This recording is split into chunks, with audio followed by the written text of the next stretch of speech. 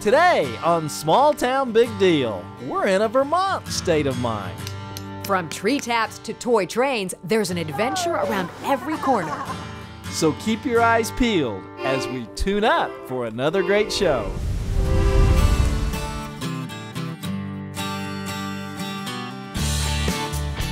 Welcome to Small Town Big Deal. I've traveled across the country and firmly believe that the people in small towns are the hands that keep America strong. So join me, Rodney Miller, as I show you the great things these people do on Small Town Big Deal. Welcome to Small Town Big Deal. I'm Rodney Miller. And I'm Jann Carl. You know, Vermont is known for its small towns. And for its covered bridges like this one, which is in Woodstock, Vermont, and has some great shopping here, I might add. But Jan, you know, it's only a 30-minute show. We don't have time for shopping. Just a little bit. No. What if I buy you a present? Okay, well, maybe we'll find some time later. But first, we're going to show you what Vermont is really known for. That's right, and that is maple syrup. We're starting our Vermont adventure in the small town of Woodstock. It sits in the central part of the state, not far from the New Hampshire border. This picturesque town has a population of about 3,000. But the small town spirit of Woodstock, like many of Vermont's small towns, touches all of us in a big way. Like every morning at breakfast when countless pancakes are smothered with what, Rodney? Vermont's famous maple syrup. We're here in mid-March when syrup production peaks, giving us a front row seat to see how the soul of Vermont's forests become part of your breakfast. So I'm pretty excited about watching how they make maple syrup. Yeah, me too. I've never seen that. I've heard so much about it, but I've never seen it. Just outside of Woodstock is Sugarbush Farms. That's where we find Ralph Luce walking among his crop of maple trees. His family has been producing syrup since the 1940s. In our tubing system, we use a throwaway Ralph's going to show us just how sweet of a gig he's got making maple syrup. The first step uses a series of tubes to harvest a thin, almost water-like sap from the maple tree. We have about 50 miles of tubing running through the woods. We use a vacuum system on about 6,000 of our trees. We're basically gently sucking the sap out of the tree and out of the line. But as Ralph shows us, before they used tubing and vacuums, drills and buckets were the tools of choice to tap sap. The bucket is like a stethoscope that allows us to eavesdrop on the forest's heartbeat. And these trees work hard. Each season, a single tree can produce as much as 40 gallons of sap. All that sap comes from one hole drilled into each of the Sugarbush Farm's 8,000 maples. And Ralph has 2 more trees to tap, but he's going to need some help. All right, Rodney and Jan, let's see who can drill the better hole here and see who's the biggest sap. Well, I'm not sure that's a title I want. I don't know if I want to win that one. This may be one I'll let Jan win. It's easy to start. Even a girl can start this. Oh! I'm thinking this is a trick drill. Finally, that was a struggle we won't mention to Rodney. A child can do that. Oh! I was supposed to have this in first, wasn't I? I need to have this on first. I think I'm in good shape to beat Jan. I'm gonna win. I'm gonna win. Jan's gonna win. We'll check on those buckets later, but now we meet up with Ralph again. So you guys found your maple trees and got them tapped? We found them. Did you find a good one? I hope so. I think so. Love that drill. Great. Great drill. Ralph says a tree's age has a lot to do with the quality of its sap. As long as it's at least 40 years old, which is, it's going to be at least 12 inches around. That surprises me that a tree this big will produce as much sap as a tree this big. Right. The sap might not be just quite as sweet. So as trees get older, they get sweeter? Yeah, they mature. That's right. Oh, hey, there's hope for us. I know you and I were thinking the same thing. What do you think the biggest misconception is when people think about maple syrup? I think most people think that they just, the syrup comes right out of the tree. Yep, that's what I thought. Already made.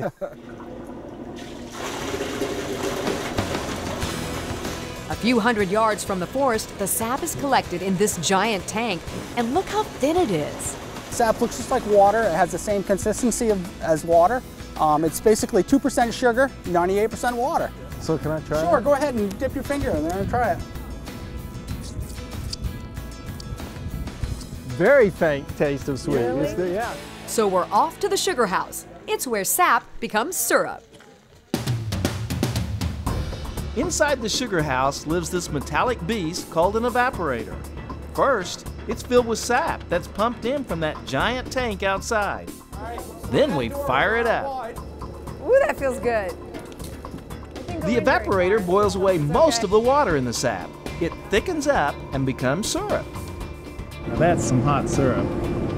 Outside the sugar house, you know when the evaporator is running at full steam. Every hour, 700 gallons of steam are boiled away. It takes 40 gallons of sap to make 1 gallon of maple syrup. Now I'll use Ralph's hydrometer to see if it's at the right density yet. Okay, so then it has to be at that little, On the red line, so that's not quite there yet. look at that, it's not quite ready. And the density won't be right until it hits 219 degrees. Then the steamy syrup is poured into buckets. Once it's cooled and filtered for impurities, it's ready for sale. Ralph's mom, Betsy, works in the family store. See, this is when we started making maple syrup this year. She knows that Sugarbush Farms is a small town operation, but with a big reach. Betsy, you ship all over the world. Where's the farthest place you've shipped to? The farthest is Antarctica. You seem like you're a pretty big deal here in this small town, even though you're not so tall. So. Well, we were happy to have our farmland being used for something rather than second homes. And today, their farmland played host to a contest between Jann and myself. Well, mine's heavy. I don't know. What you got? Gee, Whoa. Looks like Jan has more sap than you. Look. she's definitely sappier. I'd like to say sweeter. The Luce family hopes to make 2,000 gallons of syrup this year. They need to get back to work. Thank you. Oh, you're very welcome. Thank you so much. Yeah, we've Thank got you. some shopping to do. By the way, before you leave, let's sample some of the syrup you made today. Take a little dip of that. I like it. No, it's great. Gosh, that's sweet. Hey, don't hog the maple syrup. Hey, I've got the syrup. I'm perfectly capable of driving and holding maple syrup. Oh, no, you're swerving here. Coming up, will an unscheduled stop make Rodney change his tune?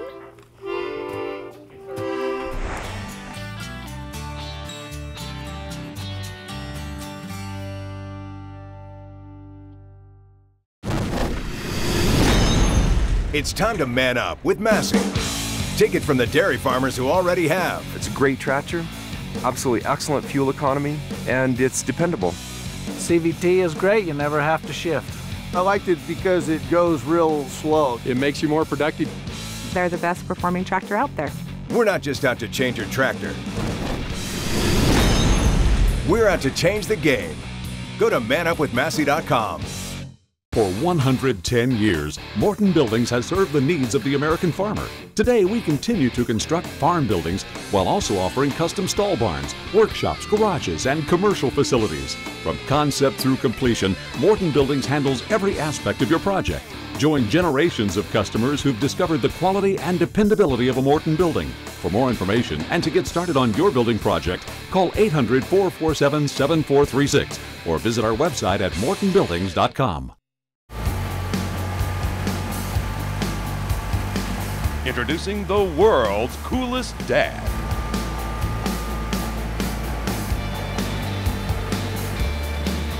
On the world's fastest lawnmower.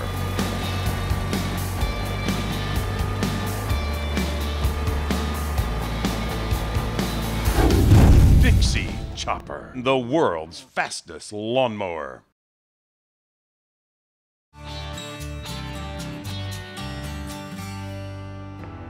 Welcome back to Small Town Big Deal.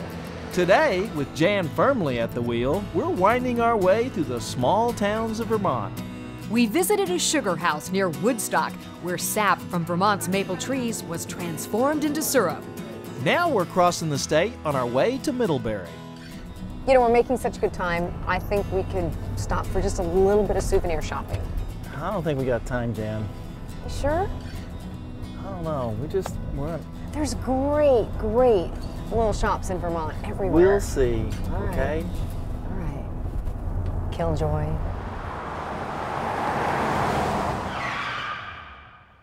Wait! What just happened? We were just going forward a second ago. Jann, what are you doing? Rodney, we're going shopping. Oh no, Jann. This unscheduled stop is happening in Weston. It's pretty much in the middle of the state.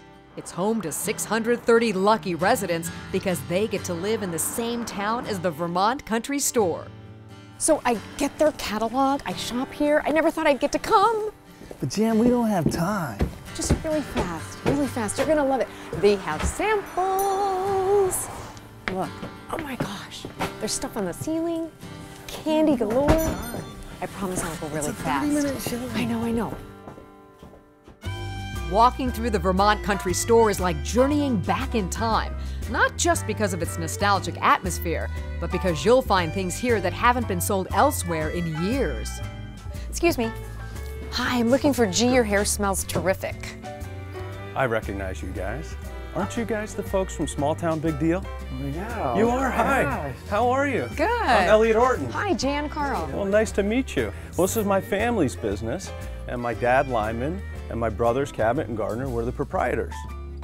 Elliot says the store is in the same building today as it was when his grandfather first opened the business in 1946.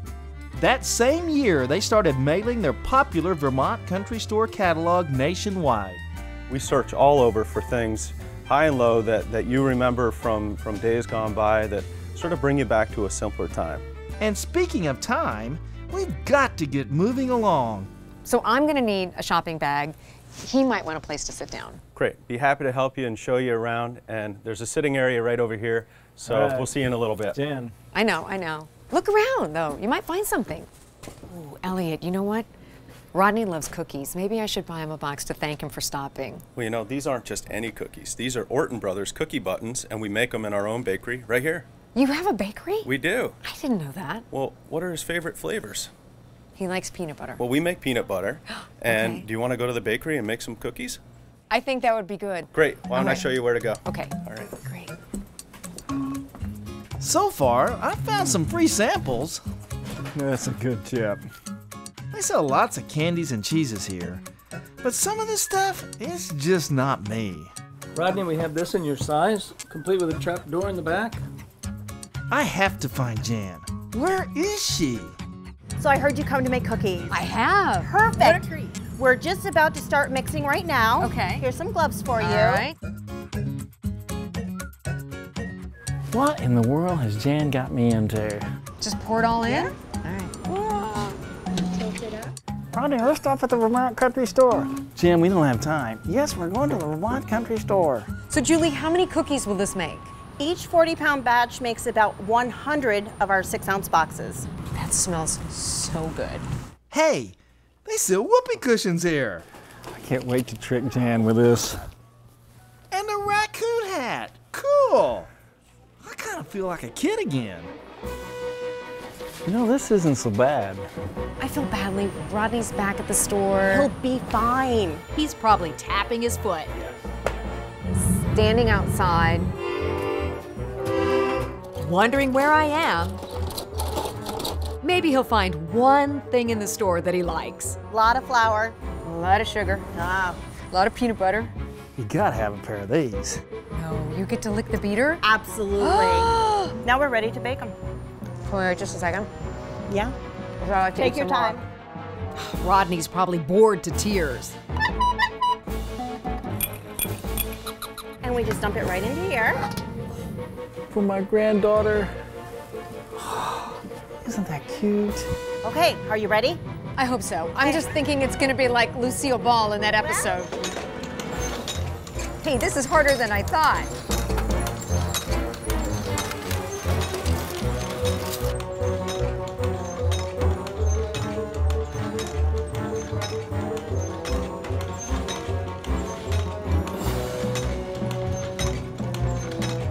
Whoa, that's enough. They're ready for the oven. is hot. Oh, poor Rodney. He's probably sleeping somewhere. All baked and ready to seal.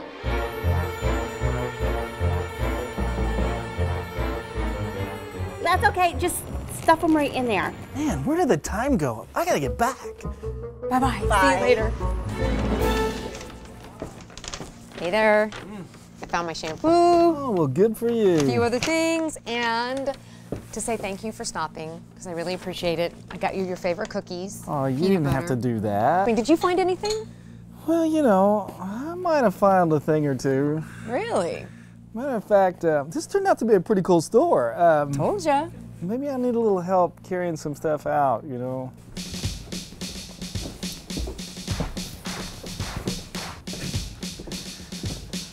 A few things? Look, Jan, I paid cash. Don't tell my wife. Well, I told you it was a good store. It was too good a store. Okay, this is never gonna fit in the van. This family-owned business serves millions of customers in the U.S. and 9 countries around the world, all from the little town of Weston. That's a pretty big deal. So how'd we do? Pretty good, I think. Rodney did real well. I think so. Well, we want to thank you for coming. Thank you so much, Rodney. You got too good a store. Hey, Jann, can I borrow some cash? Up next, see where American made means working hard. And playing hard. You're watching Small Town Big Deal.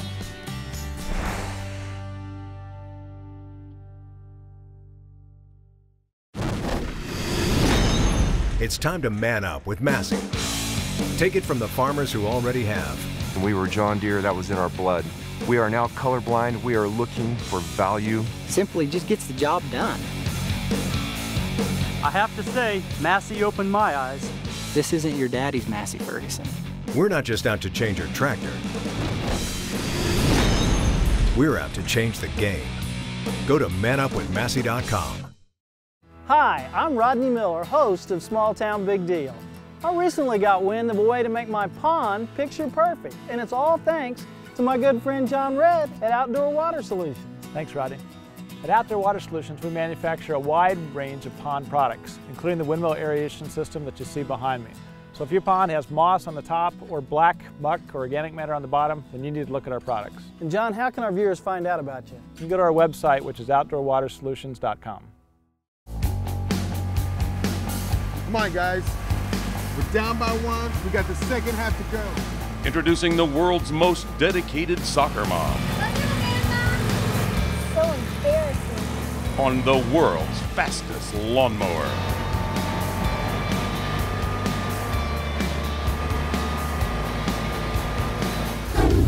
Dixie Chopper, the world's fastest lawnmower.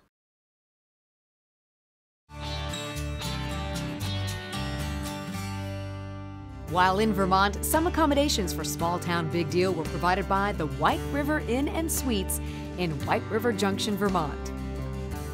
Welcome to Middlebury, Vermont, and the big deal here Isn't just child's play, it's a one-of-a-kind business. We think you're gonna like this one a lot. Oh yeah.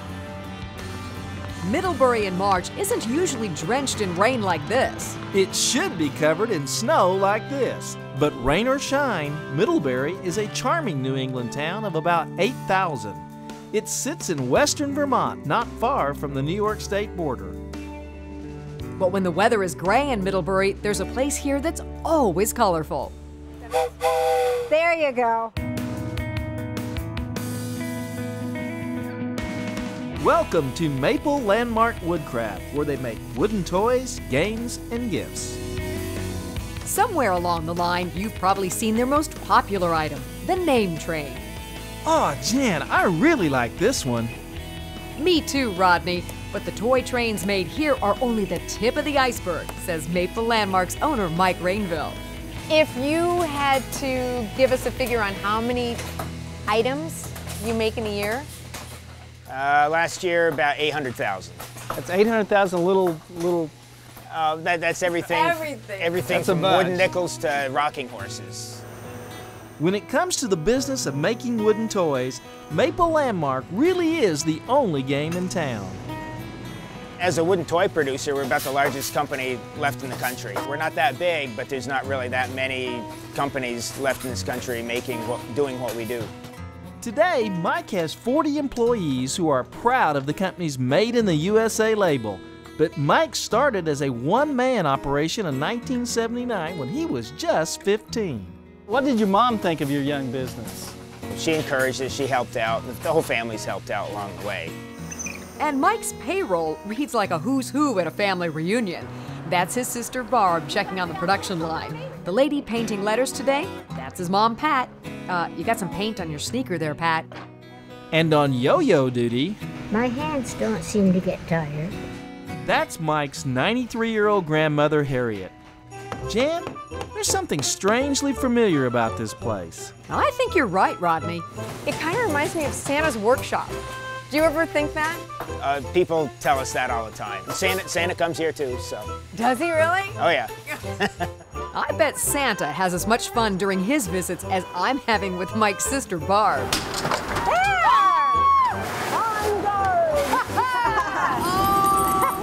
That's a baby rattle. Makes you want to be a kid again. While Jan's off playing around, I'm getting down to work making red toy tractors with Mike. Let's do it. First, you got to put a magnet on the front side. Okay, we're going to put the magnet on the other side. So different polarity magnets. Yep. And then I put them here. Yep. And hey, I did it. And then you can test it. Some glue, a few wheels, and a little elbow grease later, it's finished. So Mike, my first tractor, you know, I really enjoyed this. So I've been kind of rough on Jann this week, so maybe you could help me make something for her. You know what? I got just the right idea for you. Well, let's go do it. All right. The toy making stuff in here is almost as neat as the toys themselves, like these lasers that cut wood. I bet with a little help from Barb, I could make something pretty cool for Rodney. So this is going to be like a little truck. Oh, that is so cool. I'm not gonna say what I'm making, but it's going to be great, because I'm on my way to see the master. Now, Grandma, Mike sent me over here. He said you'd help me. Is that okay? Will you do that? Yeah, I will help you. So, should I put some glue on this? Yes. Look at that, it's magic. Nothing up my sleeve. Does it turn? Yep, it turns. Good. So we're just going to put a clear coat of lacquer over it. And we'll just spin it around the edge Spin it just around. a little bit. Whoop. What's it like to be working for your grandson? We were with him when he started, and his grandfather was so interested. He was so anxious to have it work well, and so we both got very involved. And you can't ask for anything any better than that. Oh, yeah. Oh, yeah. Well, thank you for helping me today. This was fun. So Jann, you know, I had a little time and I just made you a little something to kind of welcome you to Small Town Big Deal. Thank you, and I made you a little something. It is kind of a little something, isn't it? Yes, to say thank you for having me. So remember, really cool things come in little packages. Okay, all right.